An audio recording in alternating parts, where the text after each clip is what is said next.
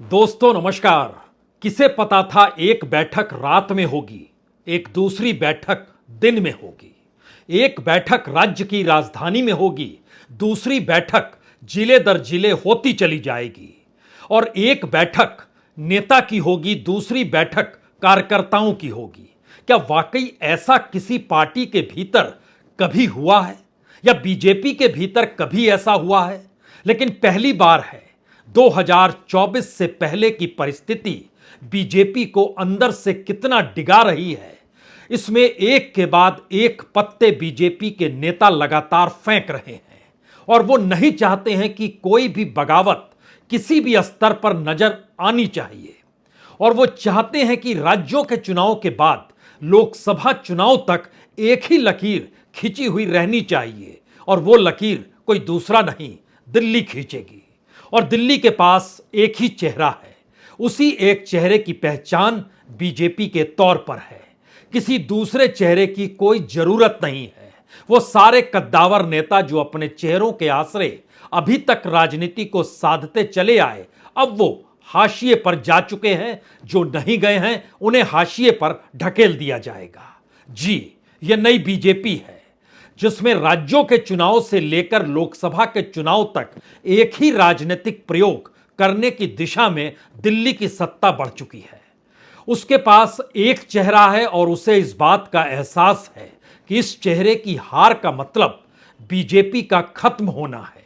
इस चेहरे की हार का मतलब सब कुछ धराशायी होना है, क्योंकि बीते 9 वर्षों से इस देश के भीतर जो भी खड़ा हुआ बीजेपी के जरिए, वह सिर्फ और सिर्फ एक ही नाम और एक ही चेहरे के आश्रय खड़ा किया गया।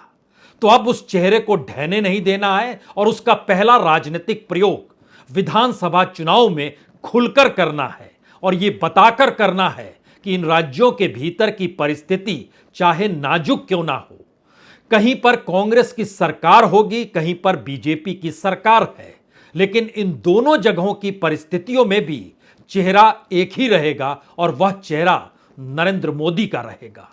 क्या इस बात को छत्तीसगढ़ के भीतर बैठे हुए जो छिटपुट विधायक हैं, जो एक वक्त के मुख्यमंत्री हैं, या मध्य प्रदेश के भीतर मौजूदा वक्त में जो सत्ता संभाले हुए मुख्यमंत्री हैं और उनके अपने गृह जिले से लेकर तमाम जिलों के भीतर जो सवाल विधायकों में उमड़ रहे हैं, या फिर राजस्थान के भीतर भी जो लंबे वक्त तक नहीं बल्कि पिछले चुनाव तक कोई दूसरा शख्स नहीं बल्कि वसुंधरा राजे सिंधिया ही टिकट तक तय करती चली आई, क्या सब हाशिए पर चले जाएंगे?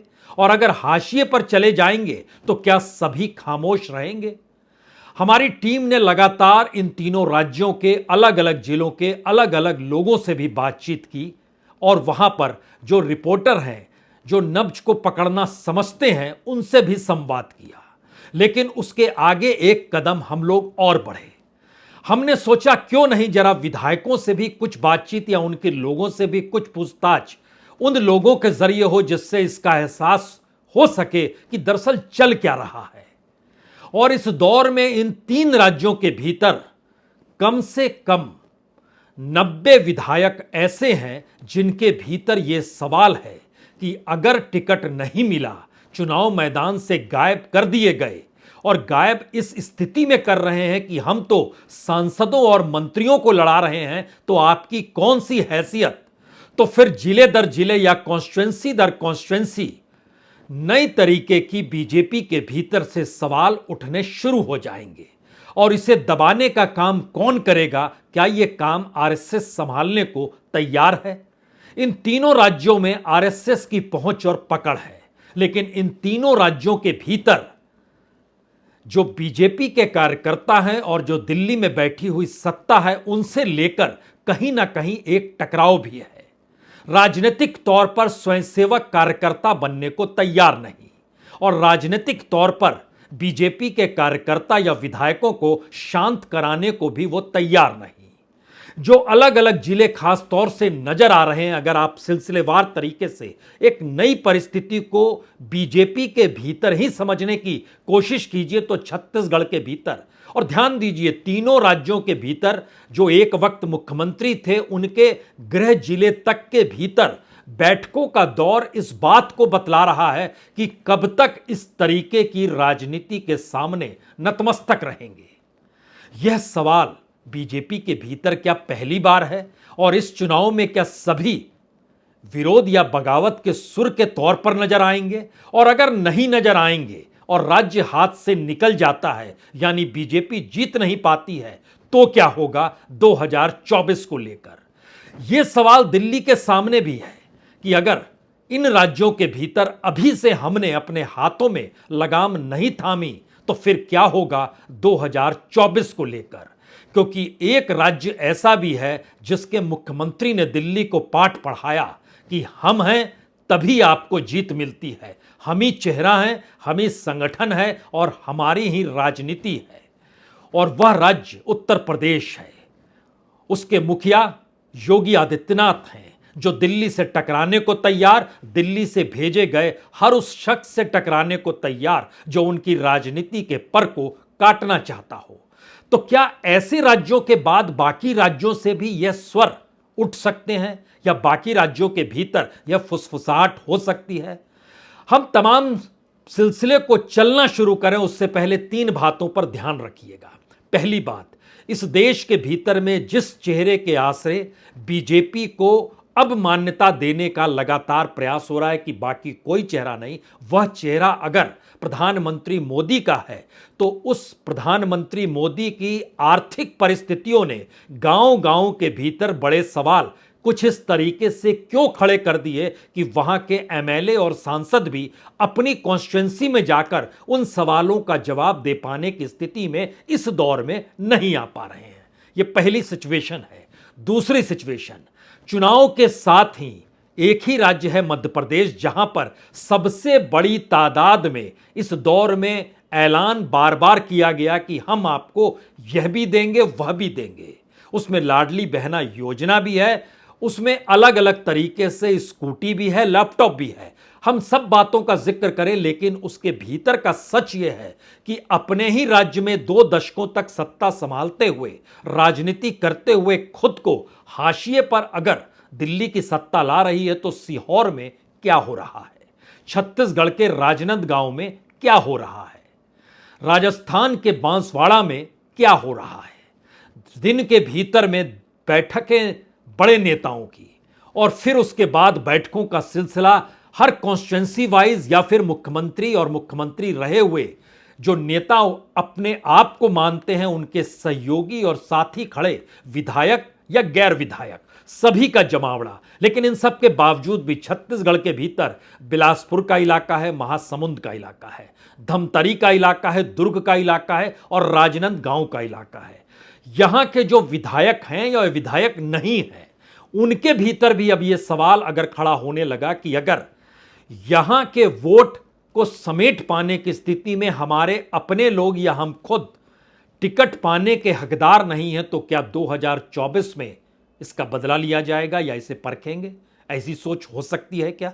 यही परिस्थिति अगर मध्य प्रदेश के भीतर देखें तो खास तौर से चंबल और ग्वालियर का वह इलाका है जहां से ज्योतिरादित्य सिंधिया के साथ कांग्रेस के जो एमएलए थे वह छोड़कर बीजेपी में चले गए। लेकिन अब नाके चनो चबाने पड़ रहे हैं एक एक व्यक्ति को टिकट दिलाने को लेकर, वह भी ज्योतिरादित्य सिंधिया को।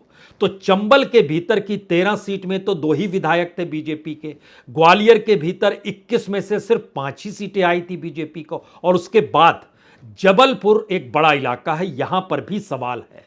इंदौर भी बड़ा इलाका है, यहां भी सवाल है। जबलपुर में तो 38 में से सिर्फ 13 सीट बीजेपी जीत पाई थी, और अब यहां बिल्कुल उलट परिस्थिति में बीजेपी रणनीति बना रही है। और इंदौर के भीतर भी जहां के नेता दिल्ली से भेजे गए ये कहकर कि आप चुनाव लड़े, और उसके बाद वो कहना शुरू करते हैं मैं लड़ना नहीं चाहता था। जी, विजय वर्गीय का जिक्र हो रहा है। लेकिन क्या वाकई इंदौर के भीतर 37 में से सिर्फ 11 सीट पिछली बार मिली थी, और ये जो मैं नहीं लड़ना चाह रहा था, इसके पीछे वो राजनीतिक धड़कनों को समझने लगे हैं?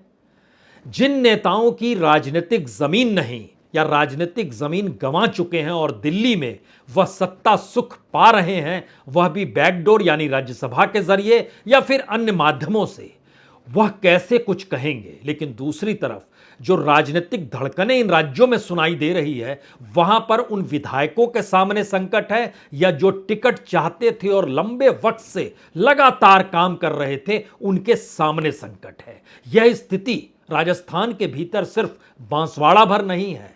बारन के इलाके में भी 4 में से 1 ही सीट बीजेपी जीती थी, बांसवाड़ा में भी 5 में से 2 ही सीट बीजेपी जीती थी। लेकिन उसके बाद देखिएगा जहां से बीजेपी को अब समझ में आ रहा है दिल्ली में बैठकर कि वहां से हमको अपने नए सर्वे के जरिए राजनीतिक प्रयोग करने हैं, तो उस दिशा में उसने कदम बढ़ा दिया है। चुरू के भीतर 6 सीटों में से 2 ही सीट जीती थी, सीकर में 8 में से 0 सीट जीती थी, जयपुर में 19 में से 6 सीट जीती थी, अलवर में से 11 में से 2 सीट जीती थी, करौली में से तो 4 में से 1 भी सीट नहीं जीत पाई थी, और जिस टोंक के लिए विधोड़ी को भेजा गया उस टोंक में 4 में से 1 ही सीट जीत पाई थी। मैसेज पहला यह निकल रहा है कि जिसकी पहचान राष्ट्रीय तौर पर होगी वो नेगेटिव पॉजिटिव ना देखे, उसको राजनीतिक महत्ता मिलेगी। जिसकी अपनी राजनीतिक जमीन नहीं होगी लेकिन दिल्ली की सत्ता के करीब होगा, उसको राजनीतिक पहचान चुनावी दौर में बाखूबी मिल जाएगी। और नई परिस्थिति में वह लोग जो अभी तक सोचते रहे कि राज्यों के भीतर अपने वोट बैंक को सहेज कर बचा कर रखना है और खुद टिकट जब मिल जाएगी तो चुनाव लड़ेंगे, तो वो सचेत हो जाएं। और संयोग से जो हम 90 कह रहे हैं उसमें छत्तीसगढ़ के 12 विधायक या उस टिकट पाने वाले कद्दावर नेताओं की कतार है। मध्य प्रदेश के भीतर 40 विधायक या कद्दावर नेताओं की कतार है और 38 विधायक और कद्दावर नेता राजस्थान में बैठे हैं। 90 को लेकर कुछ सवाल इस तरीके से उलझे हैं जो बैठक दर बैठक अब नजर आने लगे हैं कि आखिर मुश्किल क्या है। ये 90 तो फ्रंट पर खड़े हैं, इसके पीछे कितनों की तादाद खड़ी होगी, और यह सवाल हर किसी के जहन में है। इस दौर में जो असमानता नजर आती है, इस दौर में जो महंगाई दिखाई देती है, इस दौर में जो गरीबी बढ़ रही है, इस दौर में जो बेरोजगारी फन काट रही है, इससे दो दो हाथ करने के लिए हम अपनी कॉन्स्टिट्यूएंसी में कैसे जा सकते हैं। और ये मध्य प्रदेश को अगर आप ऐसे टेस्ट के तौर पर ले रहे हैं तो एक क्षण के लिए कल्पना कीजिए कि अभी तक शिवराज सिंह चौहान चुनाव लड़ेंगे या नहीं लड़ेंगे, ऐलान हुआ नहीं है। और मध्य प्रदेश एक ऐसी झांकी के तौर पर है जिसके भीतर का सच हमें लगता है हर किसी को जानना चाहिए, क्योंकि ऐसी स्थिति जो केंद्र की स्थिति है, केंद्र के भीतर की स्थिति समझ लीजिए कि प्रधानमंत्री मोदी की इकोनॉमी का एक सच यह है कि पिछले बरस यानी 2022-23 के पहले फाइनेंशियल क्वार्टर में लगभग 11.8% एफडीआई आई थी, 11.8 बिलियन डॉलर, और वह इस बरस यानी 2023-24 के फाइनेंशियल ईयर में आधे से भी कम हो गई। यानी उस वक्त 98,000 करोड़ के ज्यादा आई थी, इस बार ये अटक खटक के ये 42,000 करोड़ पर आ गई। यह तो विदेशी से आने वाले भारत के भीतर इन्वेस्टमेंट की एक तस्वीर है। जो एक्सपोर्ट और इंपोर्ट का हिस्सा है, एक्सपोर्ट हमारा 16% गैप के साथ चल रहा है, जो इंपोर्ट हम करते हैं वहां पर भी घाटा जबरदस्त हो रहा है। अगर इकोनॉमी दिल्ली की समझ रहे हैं तो जरा राज्यों के भीतर जाइए जहां पर यह सवाल राज्य के चुनाव में उभर रहे हैं, और इसका जवाब दे पाने की कोई स्थिति में इसलिए नहीं है क्योंकि वह उस इकोनॉमी से दो चार नहीं है जहां पर विधायक, सांसद या उस इलाके के जिस नेता को टिकट चाहिए उसको दो चार होना पड़ रहा है। मध्य प्रदेश इसलिए सबसे बेहतरीन उदाहरण है क्योंकि मध्य प्रदेश जितनी कमाई है उससे ज्यादा उसका खर्चा है, और ये हालात उसके भीतर इस तरीके से मंडराने लगे हैं। इसको आसान शब्दों में समझिए तो इस वक्त जो कर्ज है मध्य प्रदेश के ऊपर वह तकरीबन 3,83,000 करोड़ का हो चुका है। जो सालाना कमाई होती है वह 2,25,000 करोड़, लेकिन जो खर्च कर रहे हैं वह 2,83,000 करोड़ रुपए खर्च करते हैं, यानी लगभग 55,000 करोड़ से ज्यादा खर्च हो जाता है। बात यहां भी नहीं रुकती है। सोचिए 20 बरस की राजनीतिक सत्ता के बाद शिवराज सिंह चौहान क्या क्या करते हैं, किस किस रूप में करते हैं, और राज्य के जितनी भी योजनाएं हैं सभी योजनाएं इस दौर में जो पैसा सप्लाई हो रहा था वित्त मंत्रालय जो राज्य का है उसने रोक दिया। कहा सारी योजनाएं बंद कीजिए, इलेक्शन ईयर है, सारा पैसा इलेक्शन के मद्देनजर जिन जिन योजनाओं का ऐलान होगा उस पर हम खर्च करेंगे। तो मध्य प्रदेश की स्थिति को जरा सोचिए। 10 जून 2023 को लाडली बहना योजना शुरू हुई थी। 1,31,00,000 महिलाओं को हर महीने 1,000 रुपए, अक्टूबर से 1,250 रुपए, और ये बढ़ते चले जाएंगे 5 साल के दौर में और 3,000 हो जाएंगे। कितना बोझ पड़ा? 163 करोड़ से ज्यादा का। जुलाई का महीना आता है तो मेधावी छात्र छात्राओं को लैपटॉप बांटा जाता है। कितने बच्चों को? 78,000 से ज्यादा बच्चों को। कितना आप पे असर पड़ता है? 196 करोड़ और असर पड़ता है। अगस्त आते आते किसान सम्मान निधि जो केंद्र सरकार दे रही थी, मोदी बांट रहे थे, उसके बाद वहां कहते हैं हम डबल कर देंगे। तो 2 किस्त इस चुनाव से पहले डबल हो जाएगी, यानी 2,000 मिलता था तो अब आपको 4,000 मिलेंगे। बोझ कितना पड़ा? 1,750 करोड़ का और बोझ पड़ गया। 24 अगस्त को ऐलान स्कूटी का कर दिया गया। स्कूटी पे कितना बोझ पड़ा? 79,000 करोड़ रुपए और पड़ गए। 79 करोड़ रुपए और पड़ गए।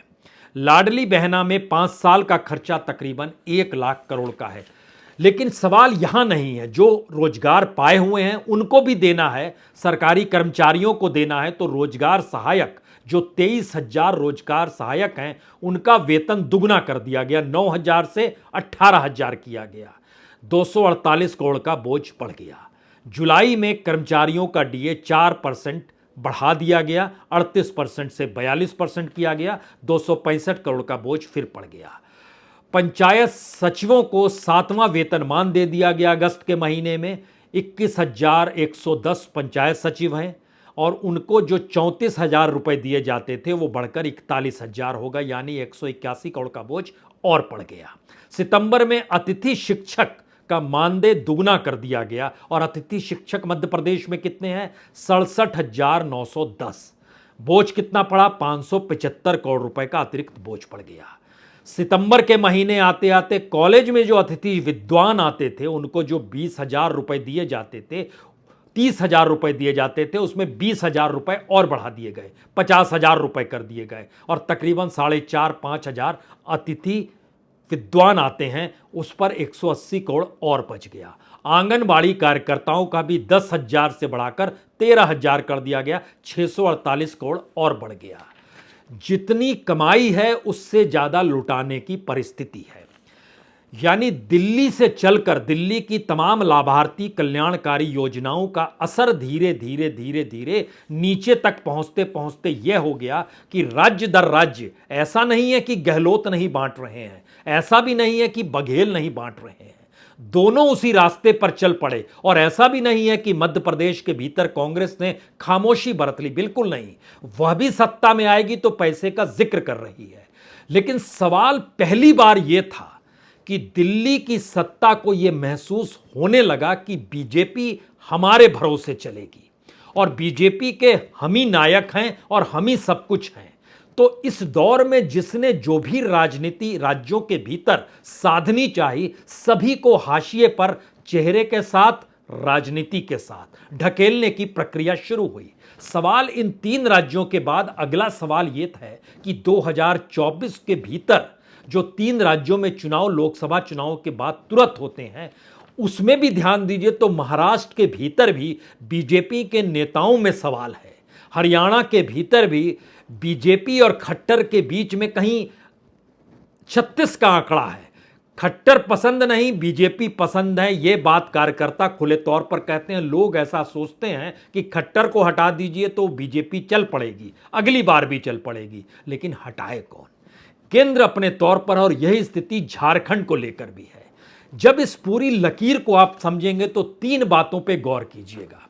जिस दौर में इस देश की सत्ता को संभाले हुए सत्ता की अर्थव्यवस्था फेल हो गई, तब उसके सामने सवाल था कि यह एंटी इनकम्बेंसी में तब्दील होगा। उस एंटी इनकम्बेंसी को रोकने के लिए कुछ राजनीतिक प्रयोग करने होंगे। उस राजनीतिक प्रयोग के जरिए सिर्फ एक प्रधानमंत्री का चेहरा काम नहीं करेगा, तो उन चेहरों को ही राजनीतिक तौर पर उभारा जाए। जिस चेहरों के आश्रय अभी तक राज्यों की राजनीति होती है, अब उसे एंटी इनकम्बेंसी के दायरे में उन्हीं चेहरों को लाकर खड़ा किया जाए और बताया जाए अब आप नहीं है। यानी राज्य की एंटी इनकम्बेंसी और देश की एंटी इनकम्बेंसी जो 2024 के चुनाव को लेकर है, दोनों को क्या दो हिस्सों में बांटा जा सकता है? पहला सवाल। दूसरा सवाल, दोनों को अगर एक ही हिस्से में रखा जाए तो एक ही चेहरे का असल परीक्षण राज्यों के चुनाव में क्यों ना हो जाए, तो बाकी किसी चेहरे को साथ लेकर चलने की जरूरत नहीं है। और जो विधायक और एमपी के सामने लगातार ये सर्वे में सवाल उठ रहे थे कि हम अपनी कॉन्स्टिट्यूंसी में कैसे जाएं और अपनी कॉन्स्टिट्यूंसी के भीतर लोगों को कैसे समझाएं। राजस्थान और छत्तीसगढ़ में तो कांग्रेस की सत्ता है, लेकिन मध्य प्रदेश का प्रभाव बीते 20 वर्षों से तो यहां पर सत्ता किसी दूसरे की नहीं, बीजेपी की, और नेता भी वही है। और बीते 10 बरस से तो डबल इंजन था, फिर भी चीजें डगमगाई क्यों? तो इसका एक उपाय यह हो सकता है कि राजनीतिक तौर पर जमीन में गड़े हुए नेताओं को ही ऊपर उखाड़ कर अगर आप रख देंगे तो उसके बाद जो हड़कंप मचेगी वह राजनीतिक तौर पर दिशा को उस दिशा से अलग कर देगी जहां महंगाई का सवाल होगा, बेरोजगारी का सवाल होगा, करप्शन का सवाल होगा। ये तमाम परिस्थितियों में क्योंकि कांग्रेस या इंडिया इन सवालों को लेकर मैदान में आए, उससे पहले हम अपने भीतर के सवालों को ही क्यों नहीं बड़ा कर दें और उन्हीं सवालों के इर्द गिर्द पूरा चुनाव लड़ा जाने लगे, तो फिर प्रधानमंत्री मोदी का चेहरा तो जादूगर की तरह चलेगा, फिर कोई दूसरा कहां मायने रखेगा। तो क्या यह एक ऐसा राजनीतिक प्रयोग है 2024 से पहले बीजेपी के भीतर का, जो समूची बीजेपी को बदलने की दिशा में ले जा चुका है, या हारने की परिस्थिति में बीजेपी के भीतर इन राज्यों के परिणामों के बाद क्या होगा उसकी धड़कन सिर्फ आज बैठकों के जरिए महसूस कर सकते हैं, जो जिले दर जिले, कॉन्स्टिट्यूंसी दर कॉन्स्टिट्यूंसी, विधायकों के बीच में, उनके अपने कार्यकर्ताओं के बीच में और पंचायत स्तर पर भी होने लगे हैं कि अच्छा, दिल्ली तय कर रहा है कि वो यहां से लड़े, वो वहां से लड़े, तो हमारे बीच का नेता किस रूप में लड़ेगा। जातियों के समीकरण को लेकर बड़ा जबरदस्त रिसर्च बीजेपी ने किया है, इसलिए जातियों के मद्देनजर यह मानकर चलिए कि 40 विधायकों के टिकट राजस्थान में कट जाएंगे। यह मानकर चलिए कि लगभग 60% टिकट मध्य प्रदेश के विधायकों के भी कट रहे हैं। तो सवाल अगला यह था, या आखिरी सवाल यह था, क्या इस राजनीतिक प्रयोग में जाति का कोई भी व्यक्ति फिट बैठता है, या जिस जाति से जुड़ाव है, जिस वोट बैंक का, वह अपने किसी व्यक्ति और अपने किसी चेहरे को तलाशेगा या नहीं तलाशेगा। यहां पर शायद दिल्ली का दांव गलत पड़ रहा है, क्योंकि हर जगह अपने लोगों की खोज वहां का वोटर करने लगा है। लेकिन यह एक ऐसा राजनीतिक प्रयोग है जो बीजेपी के भीतर इससे पहले कभी नहीं हुआ, जनसंघ के दौर में भी नहीं हुआ, और शायद किसी भी पार्टी के भीतर होता नहीं है। तो आखिरी सवाल का जवाब यही है कि दरअसल ये बीजेपी पर दिल्ली की सत्ता के कब्जे की एक ऐसी तैयारी है जिस तूफान में या तो सभी बह जाएंगे, या जो बच जाएंगे कल वो नए सिरे से खड़े होने की परिस्थितियों में अलग अलग जगहों पर रास्ता तलाश रहे हैं। और यह स्थिति दिल्ली के भीतर भी है, जो दिल्ली की कैबिनेट में कद्दावर हैं उनके साथ भी है, और उन राज्यों के भीतर भी है जहां चुनाव अभी आने वाले वक्त में होने हैं। यह खतरे की घंटी है, यह एक महापरिवर्तन बीजेपी के भीतर की मुनादी है। जो भी है समझ लीजिए इसे, बिल्कुल नई बीजेपी को राज्यों के चुनाव के साथ 2024 के मैदान में उतारा जाएगा। सिर्फ आप नज़ारा देखते चले जाइए। बहुत बहुत शुक्रिया, बहुत बहुत शुक्रिया।